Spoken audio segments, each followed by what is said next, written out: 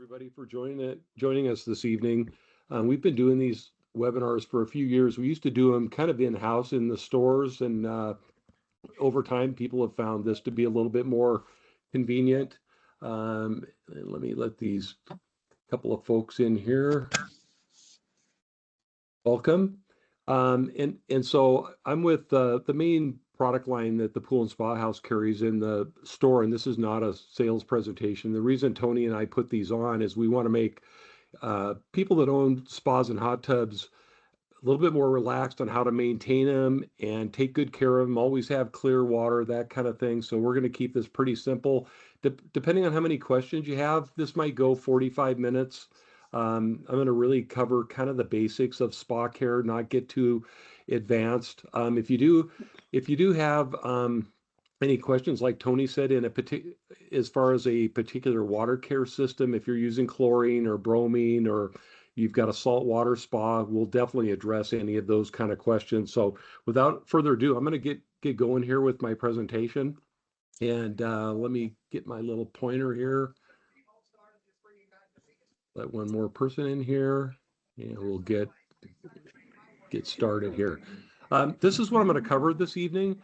Really kind of the basics. I'm going to go over what we call the 6 keys to spa care on how to maintain your spa properly, a little bit on troubleshooting, some of the common things that we run into. We got one more person coming in here. Hey, Randy, sorry to interrupt. Yeah. Can you go ahead and mute the lines? That would be Yeah. helpful so we don't get feedback. Thank you.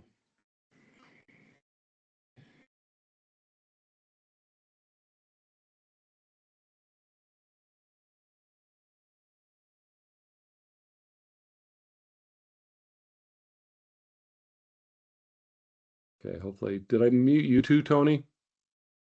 I'm good. Okay, Thank you. very good. All right, let me continue on. So I'm going to cover some troubleshooting, kind of the most common water quality problems that we run into. Tony's going to cover a little bit on covers. That's one of the questions we get asked a lot. How long should covers last? Some of the cover lifts that are available, some of the accessory products that are available as well. So let's get going here. So these are what most spa owners kind of expect for their spa. They want to have safe, sanitized water. It's clean. You don't get any bacterial infections, that type of thing. The water should be crystal clear, not just kind of clear, but it should be crystal clear. So I'll talk about how to achieve that. The water should feel good. You shouldn't get any skin irritation, dried out skin, that type of thing should feel good on your skin, and it should be a great experience. So that's our whole goal. And there's a lot of different types of spas and hot tubs out there. If you've got a traditional portable hot tub, some of the blow-up hot tubs are getting very popular. You've got a built-in hot tub. The old wooden hot tubs, we still see quite a few of those. We maintain the water chemistry really exactly the same in all of them. So it doesn't matter what type of hot tub you have, we maintain them pretty much all the same. And these are what we call the 6 keys to spa care. And so I'm going to go through each one of these, fairly quickly, but we'll talk about the importance of circulation. This is the amount of time that you're running the pump, and we'll touch on those areas. The real importance of making sure your filter is clean and how to clean it periodically. Some of the other cleaning chores that are important, kind of the basic water chemistry. I'll dig into what you need to test for at home, how often you need to test, some of the testing that Tony and his staff can do at the Pool and Spa House as well, and then how often to drain and refill your hot tub. And again, as Tony mentioned, just ask your questions in the chat box, and we'll address those as we go through. So the first thing is circulation, and what we're really talking about here is how much your pump is running. I know a lot of the modern spas, in fact, a lot of them have 24-hour circulation, which is terrific. Some spas only circulate a few hours a day. The key here is that we want to make sure that it's at least running a few hours a day. That ensures that the water is being filtered, it's being heated, the water care products that we're putting in are getting distributed properly so that we're, killing any bacteria, eliminating contaminants from the water, and helping prevent problems. One of the things that's important here is that periodically, if you've got one of the newer modern hot tubs that has maybe a waterfall or a diverter valve that allows certain parts of the jets to run. You can turn them on and off. It's important that we periodically turn those on. What happens is if we're not getting that water circulated throughout the hot tub, we get some stagnant areas in the hot tub where maybe you don't turn the waterfall on periodically, and we'll get what's called water mold forming in there. And we definitely want to avoid that. What water mold looks like, I'll show a picture at the end, but it looks like little pieces of dead skin, you might say, that are kind of floating in the filter compartment area. Sometimes that has bacteria in it, so we definitely want to avoid that. And the way you can do that is make sure you're getting the water circulated throughout the hot tub, the waterfall, especially after you add any sanitizer to the water. We want to make sure that we get that distributed throughout the hot tub through really all the nooks and crannies to take care of any bacteria that might be in the water. So point here is just want to make sure the pump is circulating a few hours a day. The other thing that's important, a lot of the newer modern hot tubs have a couple of different, down here in my, let me turn my pointer back on here. Down here at the picture of our hot tub down here, because if you think about what happens when you turn the jets on in a hot tub, a lot of hot tubs have some air controls like this, that little dial here that's on the top lip of the spa. When you open that up, that allows more air to be drawn into the jets. That's what gives the bubbling and boiling action in the hot tub, gives the hydrotherapy action. But one of the things that does is when we add more air to the water, that tends to make the pH drift up. So one of the things I'm going to talk in just a few minutes about the importance of pH is when the pH drifts up, the sanitizer we're using doesn't typically work as well. The pH tends to drift up, makes the pH hard to control. So one of the things that we recommend is whenever you're adding any of the chemicals to the water, it's okay for the jets to be on, but have the air controls off. These little dials, make sure those control dials are off so you're not getting as much air injected into the spa. That way your pH won't drift up quite as high. All right, so that was circulation. The next thing is maintaining good filtration. And whether you have the traditional paper cartridges, there's some other types of filters on the market. The whole idea, it's kind of like an oil filter in your car. This pulls out particulate matter in the spa water, keeps the water clean, and so it does pick up a fair amount of debris. So these do need to be cleaned periodically. We typically would recommend once a month pulling the cartridges out, rinsing them off thoroughly, and then putting them back in the hot tub. And then quarterly, we would recommend chemically cleaning the filters. So this involves either spraying on a filter cleaner solution like you see here, spraying it on, letting it soak in for 15 to 30 minutes, or some people will use the soaking method where they'll take a bottle of filter cleaner, add it to enough water to cover the cartridge filter, let it soak overnight, and then rinse it thoroughly. This little device that you see here, this is called a filter flosser. It basically hooks to your garden hose and it sprays really fine jets of water to get the filters clean and to get all of the filter cleaner off there. One of the things that's important is getting all that filter cleaner off the cartridges. If we put the filter cartridges back in and they've got any of this cleaner on there, it will tend to cause some foaming. It's a pretty strong detergent, and if we get it, it's not going to hurt you if you got in the hot tub with a little bit of this, but it would tend to cause a little bit of a bubble bath effect. So we definitely want to rinse that off. In fact, the ideal thing would be to have two sets of filters, one that's in use, one that's been chemically cleaned, rinsed, dried, and you just rotate those. Typically, if you have two sets of filters, you might get 3 or 4 years out of both sets of those. The way you would tell if a filter is bad, now, just because it's got a little bit of a stain on it, maybe it's a little bit discolored, it's got a little bit of a green or brown stain on it, that's not a big deal. If the fibers are starting to come out of the cartridge, or that little ring that you see there that's holding the cartridge in place, if that's come undone and the cartridge is kind of losing its shape, then you would probably want to replace that. Any questions on filter cleaning? This is pretty important. One of the things that happens is if the filter's not cleaned properly, we're not going to get enough flow in the spa, so you might lose some action in your jets. You might not get as good a hydrotherapy The other thing that happens, if they're really clogged up, it'll actually shut your heater off. And so, in fact, one of the first questions, if you called Tony and his staff in one of the stores and you say, hey, my spa heater's not working, the first question they're going to ask, how long has it been since you've chemically cleaned your filter? Because it may be that your filter's all clogged up. We're not getting enough flow. The heater has a safety device on it that will shut it off if it's not getting enough water flow. So filter maintenance is extremely important. Is there a question, Tony? No, not yet. Okay, I thought I saw a hand there. All right. Yes, you did see a hand. Oh, Yeah. What was your Go ahead. question? So can you hear me? Yes. Can we put the filters in the dishwasher if we don't put any soap or anything in it? Just the hot water filter? It kind of depends on what kind of filter you have. Some of the brands of rigid. filter. So if it's a rigid, looks like a heavy plastic rigid. Yes, that one, the Tri-X filters that some of the companies produce, those I believe you can put in the dishwasher. Okay.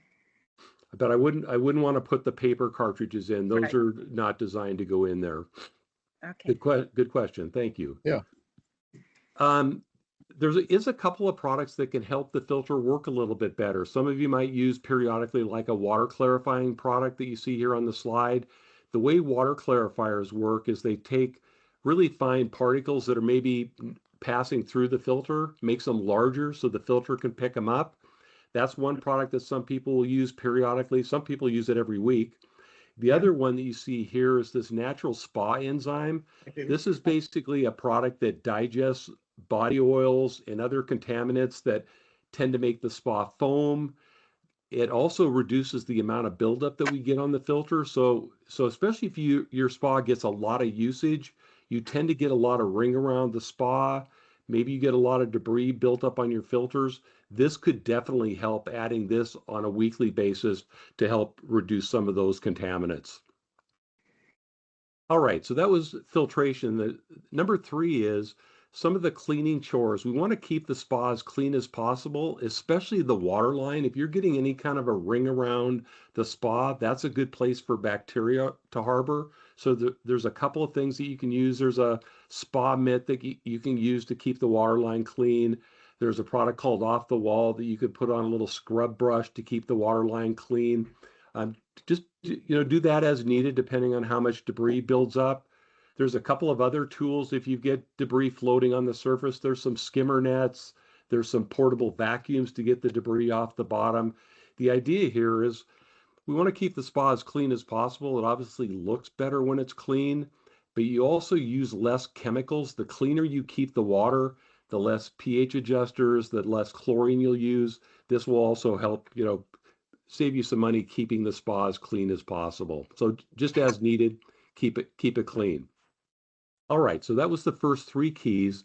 The 4th key is maintaining good water chemistry. And this means keeping proper sanitizer levels, maintaining pH levels, those kind of things. I'm going to go through all of these in just a minute. This helps protect the equipment from corrosion, staining, cloudy water, scale formation, even skin and eye irritation in the hot tub. So the spa chemistry is extremely important, but it's easy to maintain. And the way we kind of divide the chemistry portion up is really in 2 areas. Water balance, which it doesn't matter what sanitizing system you're on, if you use chlorine or bromine, or you've got a saltwater system or one of the mineral systems, everybody needs to maintain proper water balance. And it really consists of 3 main parameters. We kind of throw this phosphate levels in. If any of you have a saltwater spa, this is a little bit more critical on saltwater spas. If you don't have a saltwater spa, these are the 3 main water balancing factors. The pH of the water, this is by far the most important one. Total alkalinity, calcium hardness, I'll touch more on those in a couple of minutes. These typically we only need to maintain when we drain and refill our spa. These stay pretty stable. This is the main one. And in fact, just for an example, when the health department goes to like a hotel motel hot tub, there's 3 things that would potentially get the hot tub shut down from a water quality standpoint. if they don't have enough chlorine or bromine in the water, if the pH is way out of balance, or if the water's so clear you can't see the bottom. But the pH is one of those water balancing parameters that really controls everything in the spa. So we'll dig more into that in just a second. So in this slide, when I'm sure most of you are using a test strip or have maybe a little test kit, the proper level of pH is 7.2 to 7.6. It's kind of a pinkish red color on your test strip. That's the proper level. If any of you remember from school, the pH scales tells you if the water is either acidic or basic. We want to maintain hot tub water slightly on the basic side of the scale. A neutral pH is 7, so we want to maintain it slightly to the basic side of the scale between 7.2 and 7.6. And pretty easy to correct this. If your pH is low, we add a product called pH increaser that increases the pH of the water. If the pH is high, we add pH decreaser. And to determine how much you're going to add on the back of the bottle, or we actually now have a fast dissolving tablet that can be used to decrease the pH, is you just follow the directions on the back of the bottle based on the gallonage of your hot tub. You add the product directly to the hot tub, wait 15 minutes, and boom, you can get in the hot tub. That's how we lower or raise the pH. It's that simple. This should be done at least once a week. And this is affected by a number of things. The bather load, so the more you use the hot tub, we want you to use the hot tub, but the more you use it, that can affect the pH more. It also varies on the different chemicals that you might be using. If you're using bromine tablets, those tend to lower the pH. If you have a salt water system, that tends to make the pH go up. All of the different chemicals we put in can affect that. Aeration, as I mentioned, if you have the air controls on, especially when you're adding chemicals, that tends to make the pH rise. The fill water that you're adding to the hot tub, it kind of depends if you're on well water or city water. City water typically has a pretty neutral pH, but if you're on well water, that can be all over the place. So real important that we keep this in the proper range. And if you're a new spa owner, test it 2 or 3 times a week so you kind of learn the personality of your hot tub and make the adjustments as necessary to keep that pH in this range right there. The other couple of water balancing factors that I mentioned, the total alkalinity, what this is, if you've ever wondered on your test strips what the heck this is certain minerals that are in the water, and these protect the pH from fluctuating so much. In fact, when you first drain and refill your hot tub, this is the very first thing that we balance, really before we do anything, is we get the total alkalinity in balance. And if you're all from the Portland, Vancouver area, typically the total alkalinity of our tap water is very low. So it's pretty normal when you first drain and refill your hot tub, you're going to have to add some total alkalinity increaser. When you add this is going to make the pH stay a lot more stable. So this is real important that when you drain and refill, get the total alkalinity in balance. If for some reason your total alkalinity ever got too high, which is a little bit rare in Western Oregon, Western Washington, but if it ever did get too high, then we actually use pH decreaser to lower the total alkalinity. So this helps buffer the pH. And again, the beauty of this is typically we only have to adjust this every time we drain and refill, or if we're having to add a lot of top-up water to get we've had a lot of water loss and had to top the water back up, we may need to adjust this in between draining and refilling. And then really the last one is calcium hardness. It's kind of funny. We actually want to have, in most cases, relatively hard water in hot tubs between 100 and 200 parts per million of calcium. If you've got a salt water hot tub, a little bit lower, we want to have lower levels in salt water hot tubs. The reason we want enough calcium in the water is if it's too low, it tends to make the water more corrosive that could harm the equipment. It also tends to make the water foam a little bit more. So we want to have enough hardness, but not too much. We also, with that said, one of the things that we have to add on a weekly basis, except in saltwater hot tubs, is a stain and scale control, which either comes in a liquid form or a tablet form, that this is added weekly to prevent scale formation and discolored water from metals. This is what scale looks like on the heating element down here. Sometimes we'll see it build up on the filter. It's kind of a hard water deposit. This is what metals in the water can sometimes look like if you get kind of a green tint to the water, or maybe kind of a little bit of a brown tint to the water. That could be metals in the water. Adding stain and scale on a weekly basis will prevent that from happening. And then really the last thing, again, this is really only for saltwater spas. If you use if you've got a saltwater system on your hot tub, they are a little bit more concerned about having phosphates in the water. This can be detrimental to the sanitizer output on your salt system. So uh, Tony and his staff, if you bring a water sample into the store, they'll test the phosphate levels for you and let you know if you need to add a product to remove phosphates from the water. It's just called phosphate remover, and it's important. This will make sure that you're getting good performance out of your saltwater system. Any questions on water balance before I get into the sanitizing piece? Tony, Randy, any there's a couple questions. Okay. One of them is I have a swim spa, and when I take the filter out, the dirty filter out, my water turns cloudy. Is that an issue? So, the water inside the swim spa, I'm assuming, Yes. Yes.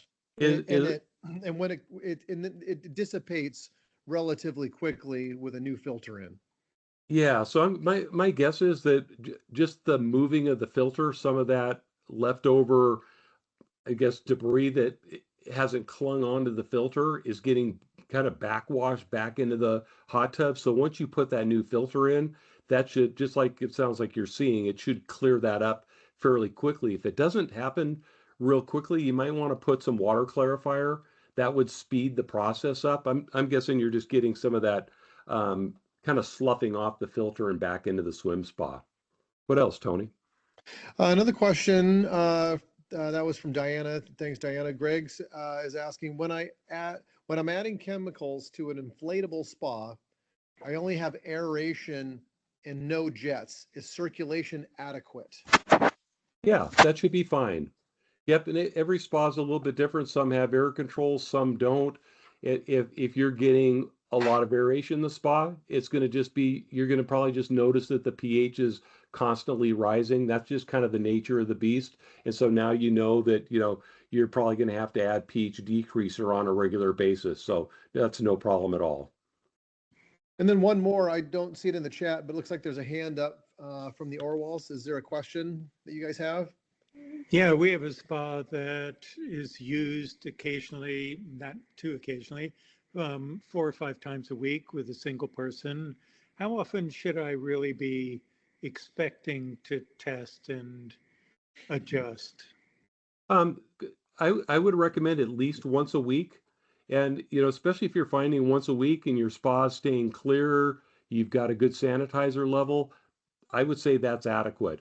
If you're noticing every time that um, especially if there's been much of a time frame in between uses, I definitely would want to retest it again, because make sure the pH is in balance. And actually, the next thing I'm going to talk about is make sure you've got enough sanitizer in the water. Those are the two most important things. So again, at least once a week, but if you're a new spa owner, maybe a couple times a week till you kind of learn your spa's personality. Would you recommend adding chlorine or pH adjuster every time the spa is used, or just test once a week and adjust as necessary? Yeah, test once a week as needed. Usually once a week is enough on the pH. Depending if you're using the spa, every day or every couple of days, I definitely would want to maybe test the sanitizer level a little bit more frequently. Or what some people will do is after they use the spa, they put a teaspoon of chlorine in, if you use chlorine, just to establish a residual after you get out. Because obviously when we use a hot tub, we're putting some contaminants in the water that cause the chlorine to be consumed.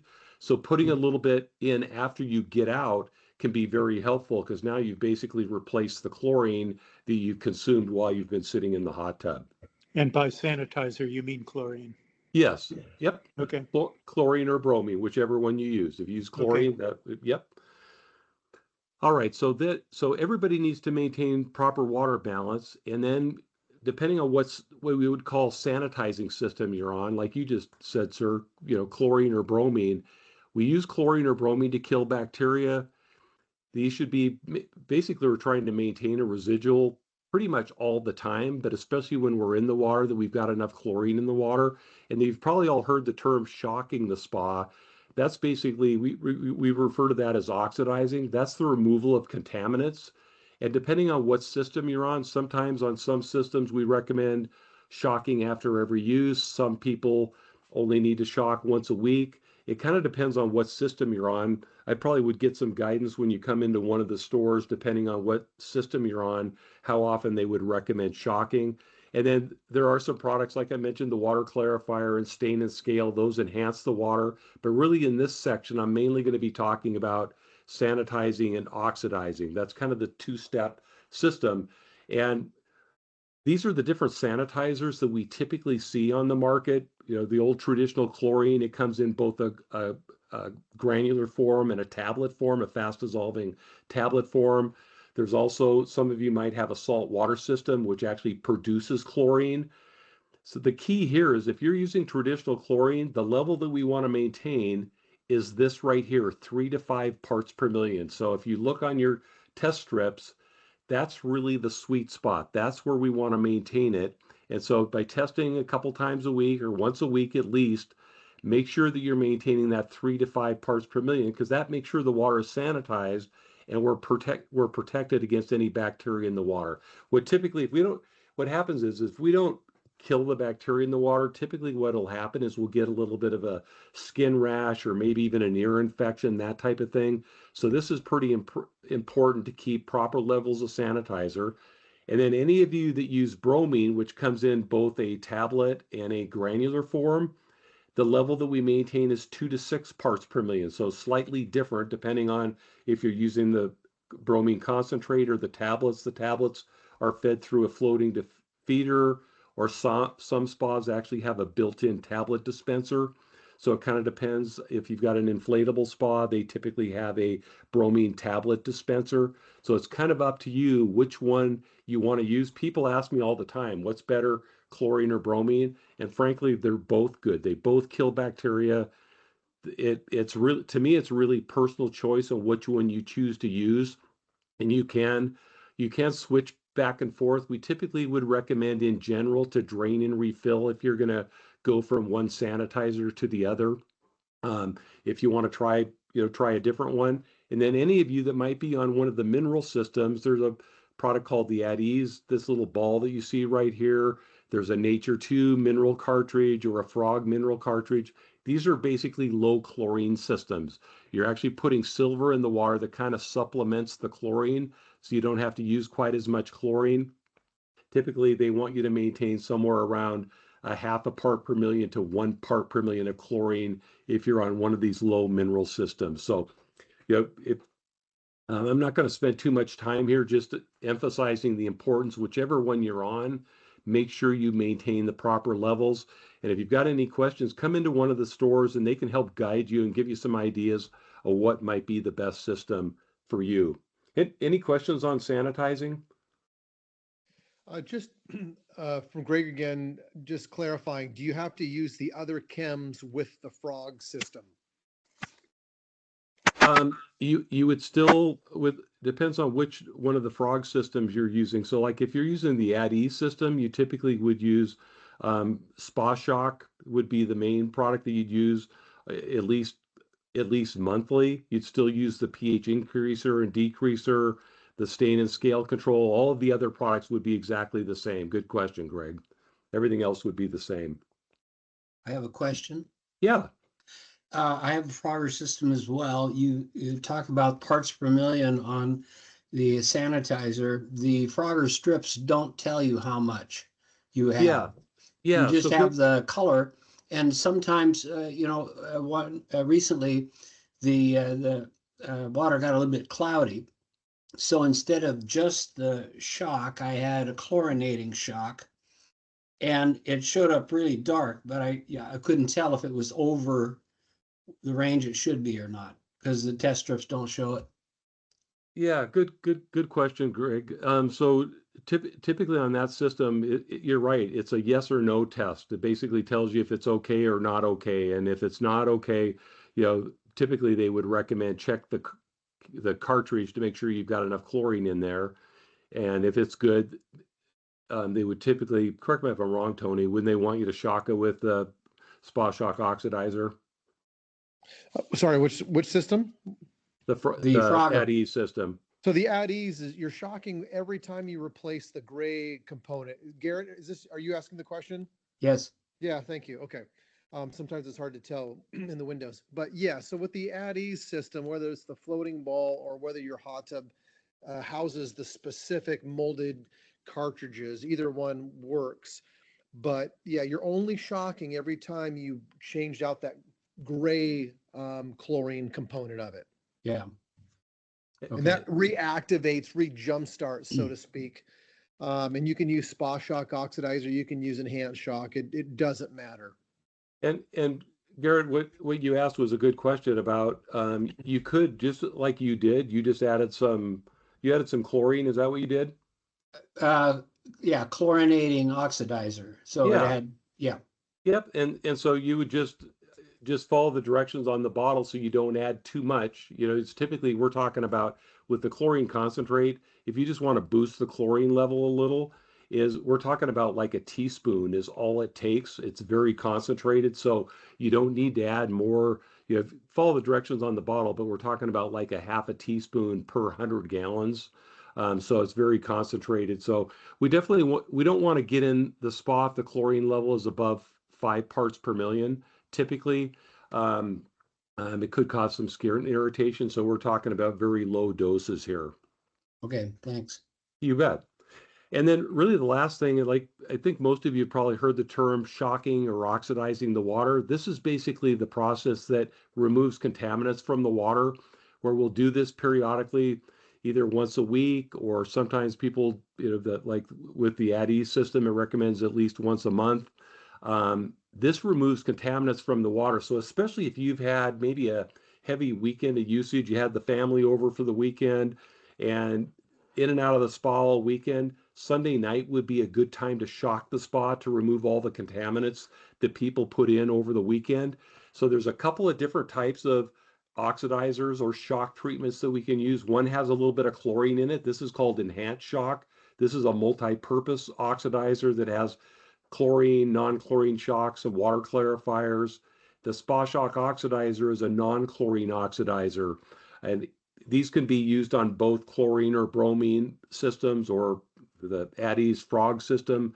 But the key here is getting a routine of shocking the spa periodically, and this really is kind of predicated on how much you use the spa. If you use the spa a lot, every day, you definitely want to be shocking maybe once or twice a week. What'll happen is if we're not shocking often enough, it was kind of like somebody that brought the point up, is the water tends to get a little bit cloudy and maybe a little bit murky. Shocking on a regular basis, the main benefit that you're going to see here, the water is going to be crystal clear by oxidizing these contaminants out. One of the things when you do shock the spa, you want to make sure that you leave at least half the cover off for 15 or 20 minutes. There's actually a chemical process that oxidizes the contaminants out of the water, and it gases off out of the spa. So if we put the cover right back on, those contaminants don't have a chance to escape, and they basically reform in the spa. So at least, shock the spa, leave half the cover off for 15, 20 minutes, and that'll get rid of the contaminants from the water. And I've already kind of touched on these. These are some of the products that can enhance the water quality. So adding stain and scale on a weekly basis. Maybe if you need the natural enzyme or the water clarifier to prevent waterline buildup. Spa tends to foam a little bit less if you're adding a natural enzyme on a weekly basis. The filter is easier to clean. You're not getting as many contaminants in the water. The dosage on this is 4 capfuls per 100 gallons once a week, or if you want to use water clarifier. So out of these 3, this is for sure basically the one that you want to do every week, the stain and scale, either the liquid product or the tablets. These other 2, really as needed. If you're getting a lot of foaming in your spa, I probably would recommend using the natural enzyme. If you're tending to get a lot of water line buildup in the spa, I would recommend the natural enzyme as well.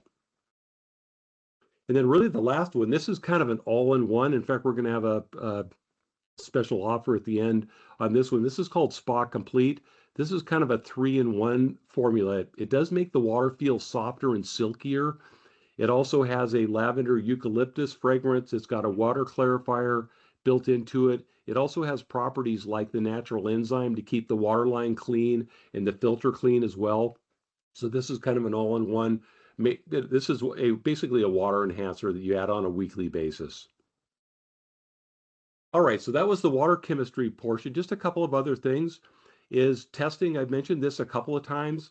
The most important test that you're all going to be doing is the pH and the sanitizer test. So whether you've got the 5-way test strips like these, or if you've got the at ease test strips that tell you if the sanitizer level is okay or not okay, these are the two primary tests. If you're a new spa owner, just get in the habit at least once a week testing these. If the pH is out of balance, you always adjust that first. Let's say you tested the water and you have no chlorine or bromine and the pH is out of balance as well. We always balance the pH first. So let's say the pH was high, you lower the pH, wait 15 minutes, then add your sanitizer. We pretty much, on all of the water care products that we add, we want to wait 15 minutes in between the additions. And again, if you've got chlorine, 3 to 5 parts per million is the sweet spot. You'll see the colors on the back of the test strip, or if it's bromine, these are the appropriate levels.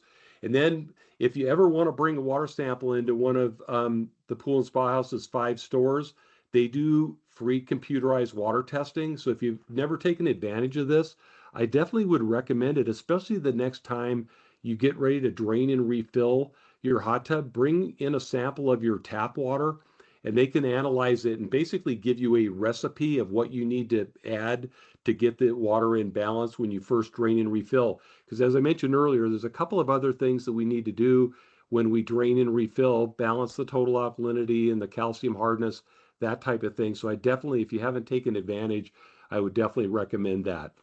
And this is what the printout will look like. This is basically the recipe sheet that they'll give you that'll tell you what you need to add, how long you need to wait till you go to the next step.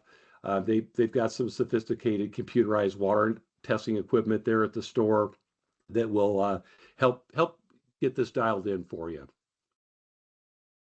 All right, and then really the last couple of things, people always ask, how often do I need to drain and refill my hot tub? And this is kind of the $1,000,000 question. It really depends on how much you use the hot tub. At some point, the water just wears out. It doesn't look very good. It kind of foams a lot. It's not crystal clear any longer. One of the tests that Tony and his staff do in the store is they test for what's called total dissolved solids. This is everything that's in the water, chemicals, minerals, body waste, everything that's in the water, and basically tells us how old the water is.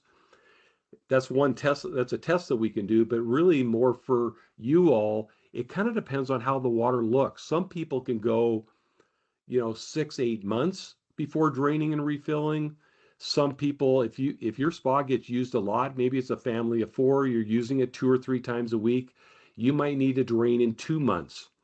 And so really you're going to kind of know based on how the water looks on how often you should drain and refill.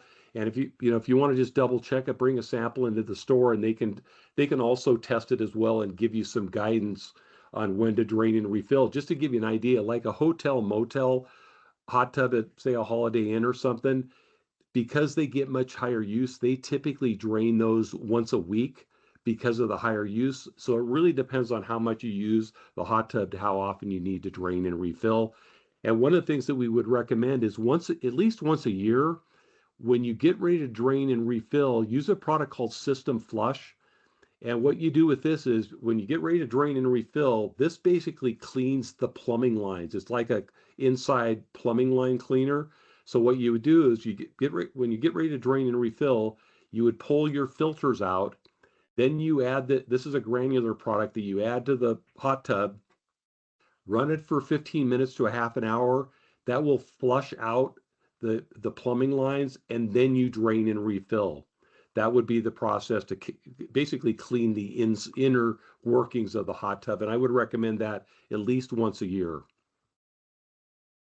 And then really when you do drain and refill, I put this slide in there because people always ask, what do I need to add on a fresh startup? So this would be kind of the refill guide. When you first fill your hot tub, the first product that we put in is actually the stain and scale control, or if you're using the stain and scale control tablets. The reason we put this in first, we want to make sure if there's any trace metals in the water that we don't get any discoloration from the metals. And then we would balance the water. So especially if you bring a water sample in to one of the stores, they're going to always have you balance the total alkalinity first, the pH second, the calcium hardness third, and then we add our chlorine or bromine. That's the order we always will adjust. When we drain and refill to balance the water properly, that's the exact order. That's the exact order you'll get on the printouts if you bring a water sample in.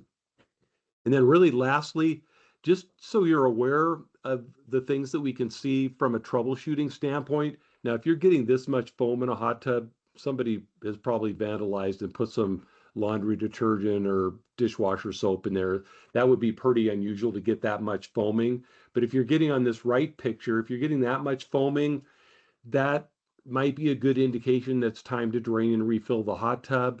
Maybe you chemically cleaned the filters and maybe didn't get all the filter cleaner rinsed out. You might get that much foaming. There is an anti-foam product that we can actually basically squirt on that foam to knock it down. It is more of a Band-Aid. It won't prevent the foaming from coming back, but it'll help. You might want to shock the spa. There's a few things that we can do to try and minimize that foaming, but frankly, it might be just time to drain and refill. So that's foaming. If you've got cloudy water, typically cloudy water is caused by 2 or 3 things. The biggest one is not enough sanitizer in the water, so chlorine or bromine, whichever one you're using is your sanitizer. So get the chlorine or bromine level up. Make sure the pH is in balance. In fact, when the pH is high, that tends to make the water cloudy. Maybe your filter's dirty. Those are all things that can cause the water to be cloudy. This is the water mold that I was talking about earlier, these little white flakes that you see floating on in the filter compartment area. That's water mold. That's typically caused by not maintaining high enough sanitizer levels. And you get this, if you were to feel that, it's kind of a soft, in fact, it'll kind of disintegrate in your fingers. It's a white water mold. And typically, if we see that, we would definitely want to consider draining and refilling, probably doing a good chlorine shock, running that for a couple of hours, doing the system flush, and then drain and refill and start over again. Because sometimes that water mold will have bacteria in it. We definitely want to make sure we kill any of that bacteria. Then really the last thing, this discolored water that you see on the right here, this is typically caused by metals in the water like copper or iron, which is kind of a greenish tint, or copper is kind of a green tint. Iron is more of a rusty brown color.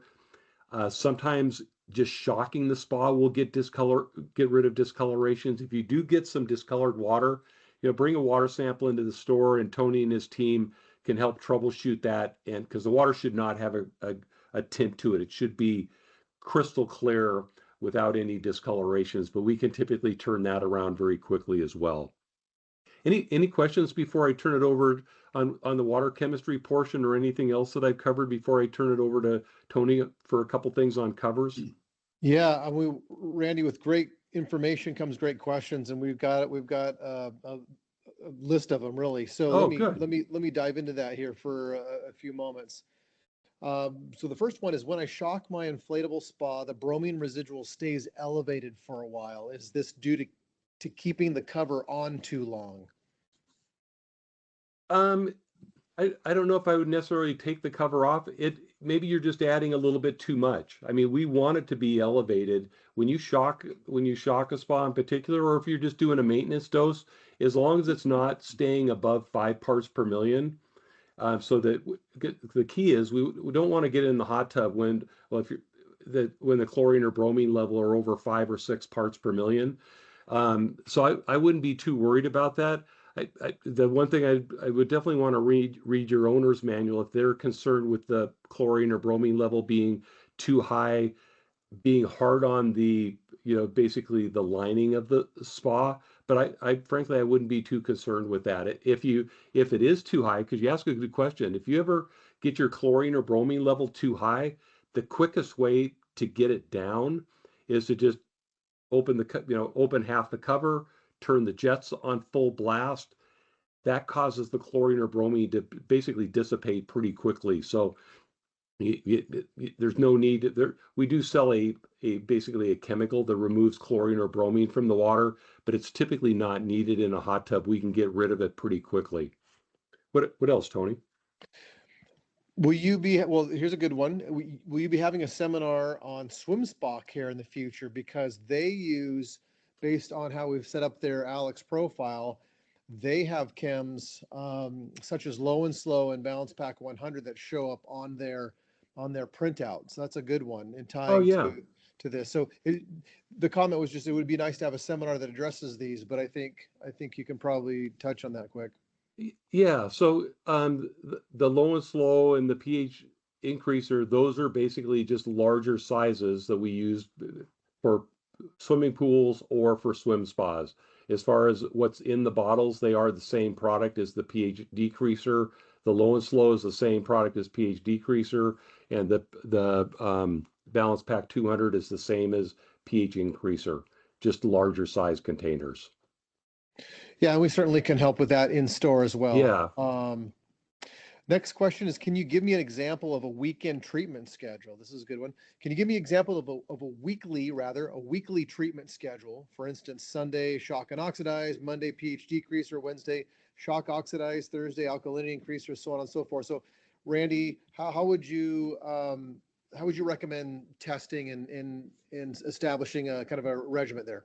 Yeah, so the really it kind of depends a little bit on what system you're on, but typically the routine would be once a week we'd want to shock the spa and add stain and scale.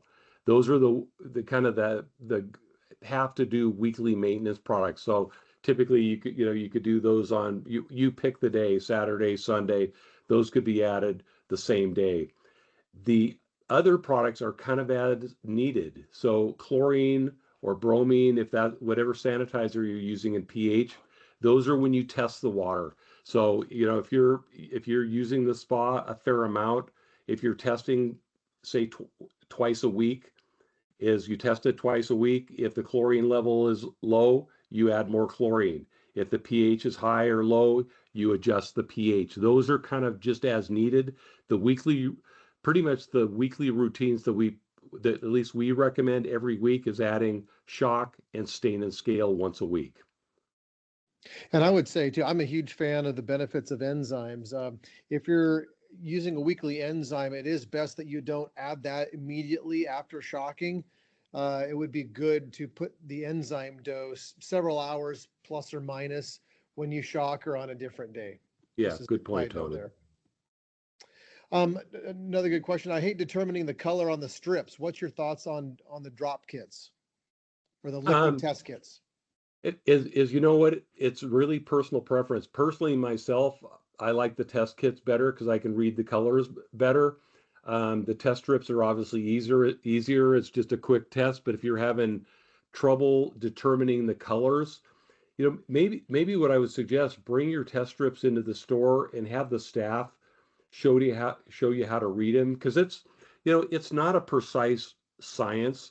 We just want to be within the ranges, and we don't want the pH to be too high or too low. Typically the pH is the hardest one to figure out where you're at on a test strip, but as long as it's within range, it's the people that don't test the pH, ever, they're the ones that have problems, because what happens is if we're not testing the pH and bringing it down or bringing it up, it can cause some damage to the spa.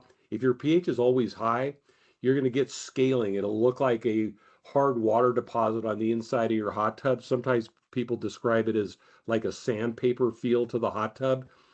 And so, and you should notice that typically your pH is going to tend to lean one direction or the other.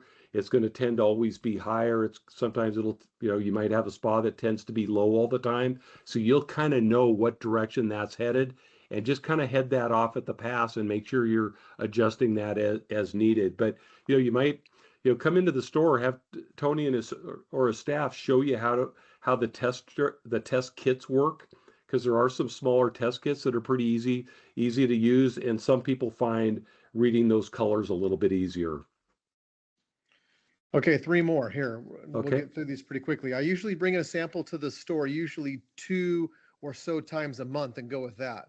My strip often reads alkalinity high, but my store test comes back low. So that's an interesting one, and I can speak to that quickly. So what might be going on there is, and we really didn't touch on it much tonight, and we can certainly do more in depth at the store, but there's a component, particularly if you're using chlorine, there's a component with chlorine called CYA, or cyanuric acid. And if you have a higher cyanuric acid level, the Alex printout will also give an adjusted or a true alkalinity level, which typically would be lower than what your strip would read. So if you have again, a high cyanuric acid level, your adjusted or true alkalinity is going to be lower than what the strip is reading. So that could be what's going on there. I'm not completely sure, but as Randy just said, it's not a complete exact thing. It's more of a ballpark reading. Randy, do you have anything else to add to that? No, I think that's exactly right, Tony. That it would be pretty normal, especially if you're using chlorine concentrate, that the readings in the store are going to be a little bit lower because of the adjustment that the computer makes. And then the question, how long can you leave the spa without water before refilling? Really, it just depends on season. Some people like to go away for the winter, the snowbird effect, if you will. It just depends, because you don't want to leave it beyond 4, 6, 8 months. There's not an exact science there, to my knowledge, either with that one. But if you leave it empty too long, your O-rings and your gaskets, your seals that are soft and pliable, sealing off different channels and compartments, those things can dry out and tend to crack. So it's not, Randy, I don't know if there's a magic number or a common number, but I wouldn't say it'd be good to leave it vacant or empty for more than a few months. Yeah, I'd agree, Tony. The thing to me that would be real important is to make sure you evacuate all the water out of there, because one of the things that happens is if you don't get all the water out and you've got stagnant water in the plumbing lines, that can form mold, and so that when you do refill it, you're going to get that white water mold, and you're probably going to have to shock it heavily with chlorine again and drain and refill again. So I wouldn't want to leave it drained for very long. There's one more question, but I'll Yeah. get to that in just a minute. We'll hit the next slides here. Okay. So spa cover. So this ties right into our last question as I'm looking at the chat here. So in fact, this is perfect. Your hot tub cover will probably last 4 to 6 years. That's kind of the average. Some last a little longer. Some can last shorter depending on wear and tear and excess use or damage and that kind of thing. So stuff happens that can reduce that. But these are marine grade vinyl. They are they're weather protected. We do recommend products that will help preserve that vinyl, something that would be more of an annual application, kind of like Armor All for your car, but much better products. We sell these covers. They're all custom made to your hot tub, because every hot tub has different radius corners, straps in different places. Some have cover lifts that attach to the cover, so on and so forth. You see in the bottom left-hand corner of this picture, we can make them without skirts on them for in-ground type hot tubs, or your typical, in the upper right-hand corner there is your typical portable style hot tub cover. But color choice is completely optional. There's just a lot of different variables there. So Again, if yours is starting to crack, starting to get heavy, those are indications that it is getting past its prime. Randy was talking about when you're oxidizing, yeah, make sure that cover is at least halfway. We typically preach all the way open just as an extreme safeguard, so that way those gases can properly oxidize and gas off and not damage that undercover material. But if it's starting to get waterlogged, there's no way to go back. It's only going to get worse in time. And if you have a cover lift, it is especially hard on those cover lifts, because that additional weight is those, as you try to fold the cover open and put the force back onto the cover lift, it can damage those in a hurry. So be careful with that. If you're starting to see the wear and tear, we do recommend that you see us, and we can talk about options with that. In the bottom right-hand corner, and this ties into the question, that's a bubble cover or a solar blanket. You see how it is cut contouredly to fit the exact shape of the hot tub, and it rests right on the water. The bubbles are facing down on the water. It provides a little heat barrier between the water and the bottom of the cover, just to help really minimize the evaporation and the heat loss piece. And it's really important to, as best as you can, manually trim that cover so it fits right to the contour of the tub like you see there. So is it important? I can't say that I actually have facts and figures that tell you how much energy you save because you have one. But the theory is true, and the application of it is beneficial. It's just another barrier, especially if your hardcover on the top, like the one in the upper right-hand corner there, if that is really starting to deteriorate and crack along the center seam of the fold, allowing heat come out, maybe out in the sides, if it's losing heat and such, the bubble cover is a benefit, and I do suggest that. If you have a great working, newer, nice hard cover on the top, you should be pretty well insulated, as long as you don't have any gaps exposing that heat to escape.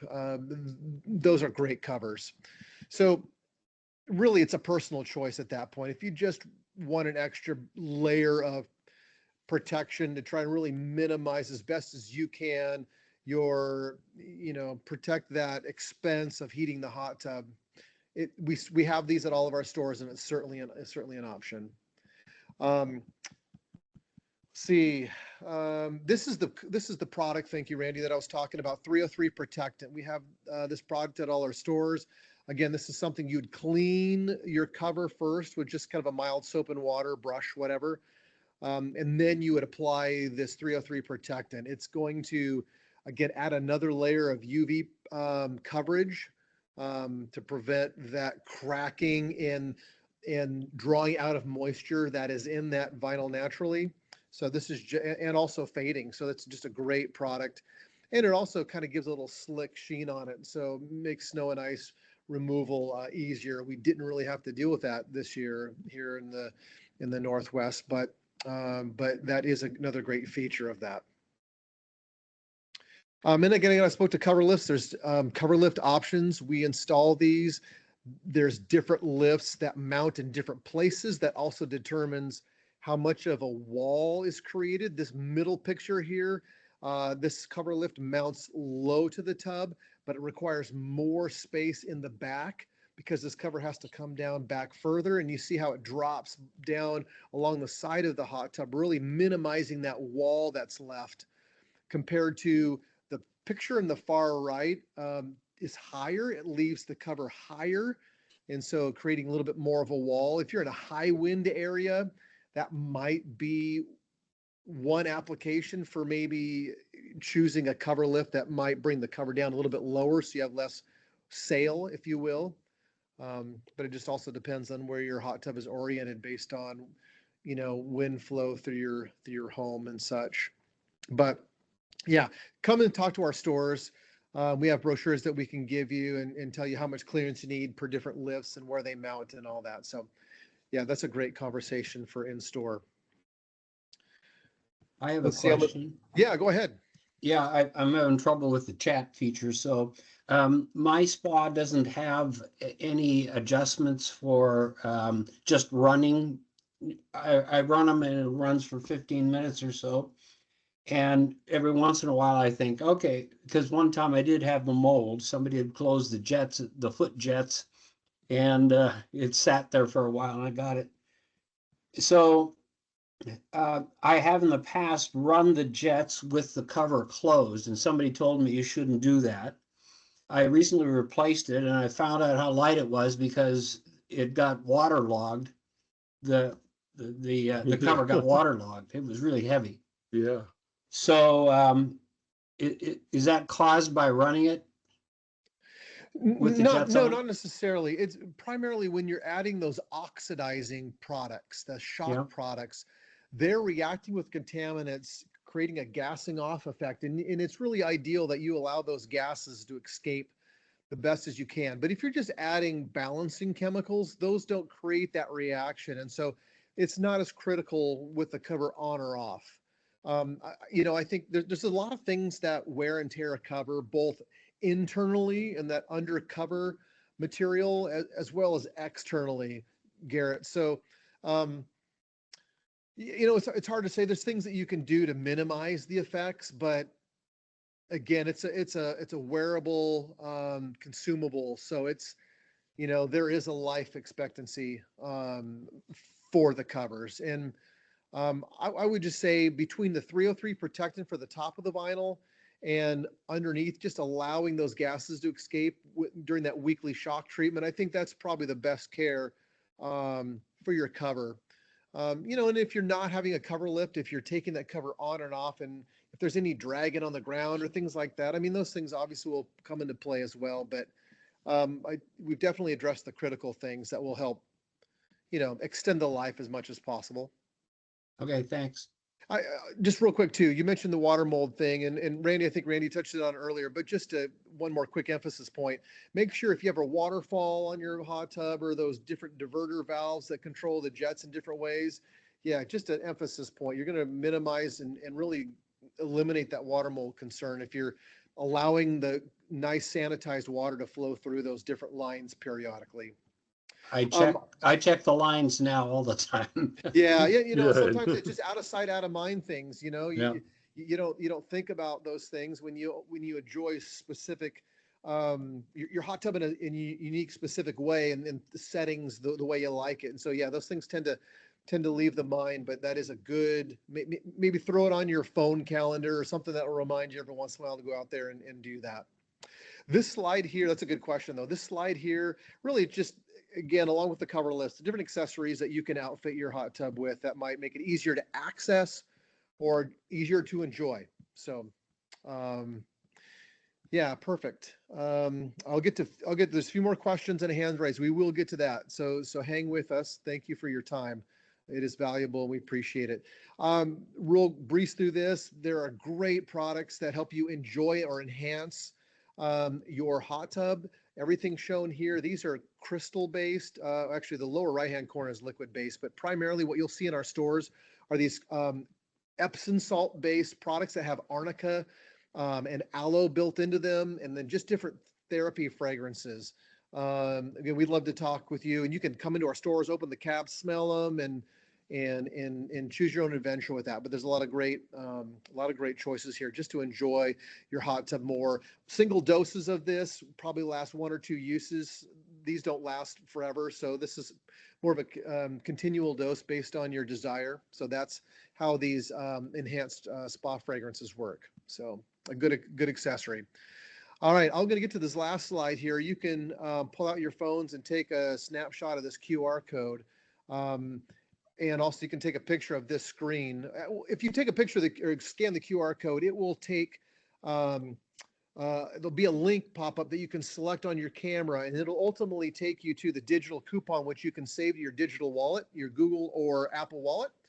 Or you can also take just a phone picture of this screen. But this is the coupon that you need to present in order to get the 20% off Spa Complete. Great opportunity to try it if you've never tried it before.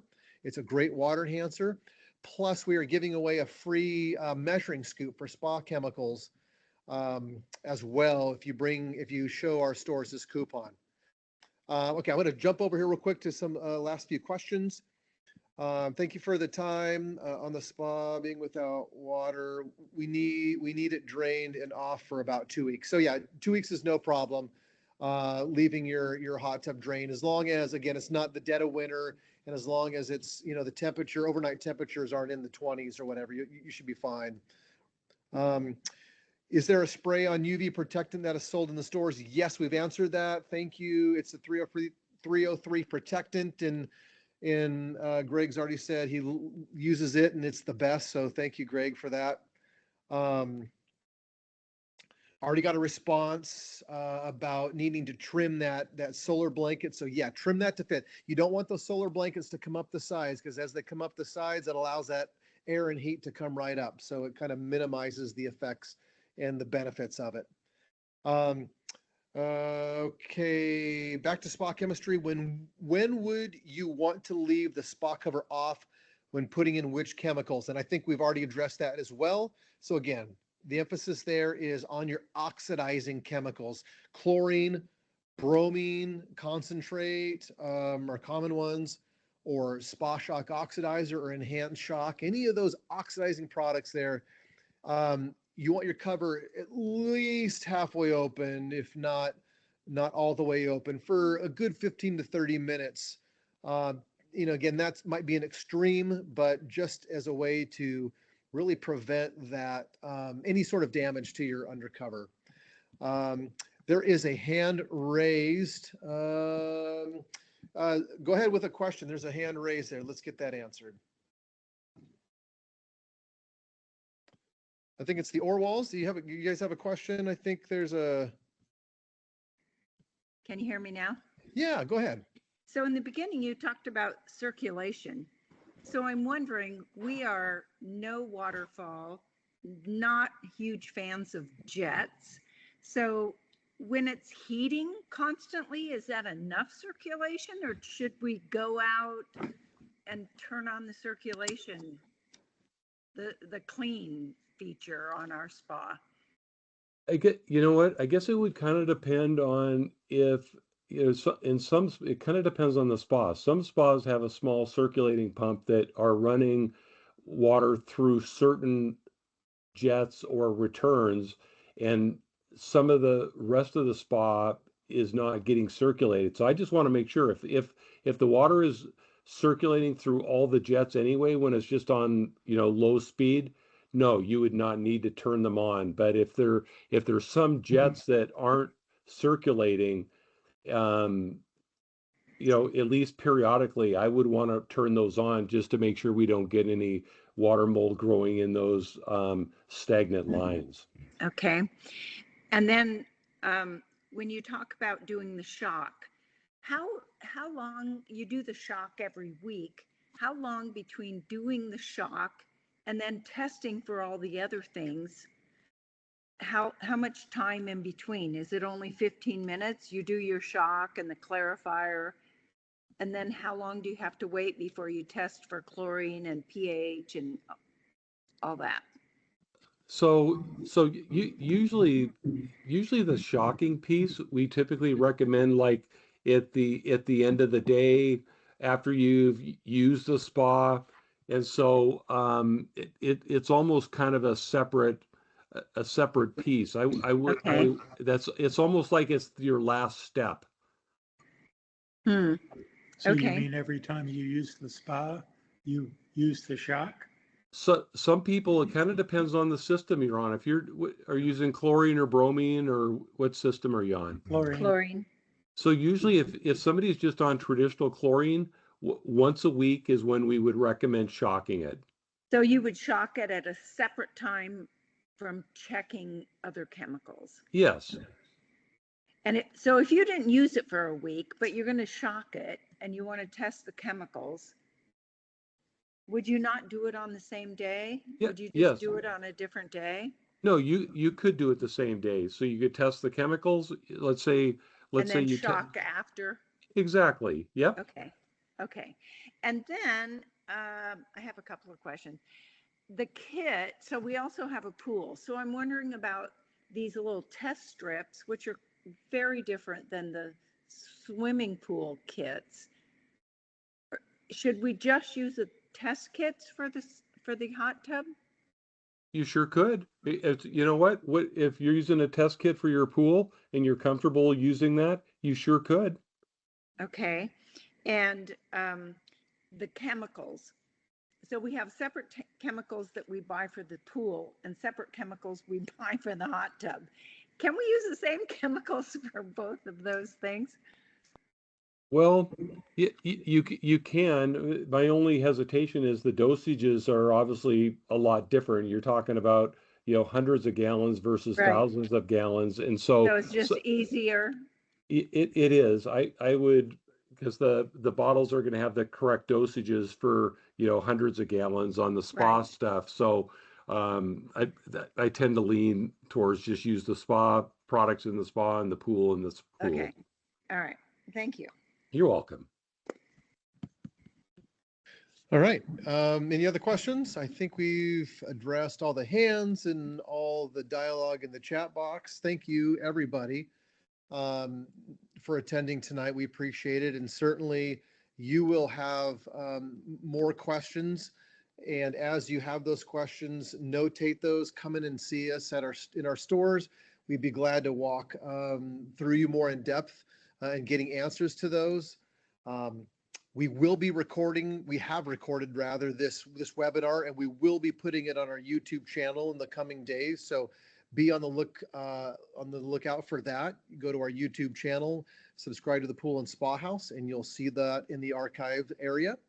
And mostly I want to thank Randy for his expertise and for leading us tonight. Randy, thank you. Oh, you're welcome. For your time. Thanks for all the great questions too, folks. Yeah. I think that covers all the details.